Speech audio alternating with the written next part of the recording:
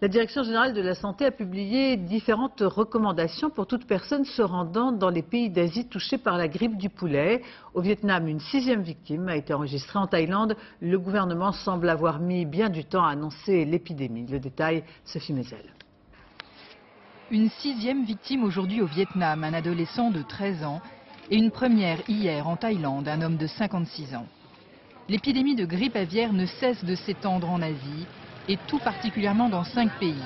Le Vietnam et la Thaïlande en premier lieu, mais aussi le Japon, la Corée du Sud et le Cambodge, où les autorités viennent de déclarer que 3000 poulets étaient morts dans un élevage près de Phnom Penh, la capitale. C'est la Thaïlande qui paye le plus lourd tribut au virus. 7 millions de volailles sont mortes ou ont été abattues pour raisons sanitaires. L'industrie thaïlandaise est la plus importante d'Asie et est aujourd'hui gravement menacée. Pour autant, les recommandations du directeur général de la santé à l'adresse des voyageurs qui se rendraient en Asie restent limitées. Ils doivent vraiment faire attention à ne pas s'approcher d'animaux vivants, notamment les porcs et les volailles.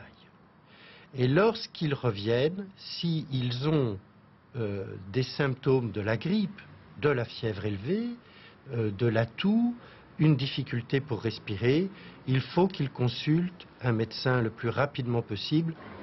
Aucun vaccin pour le moment ne protège contre le virus de la grippe aviaire.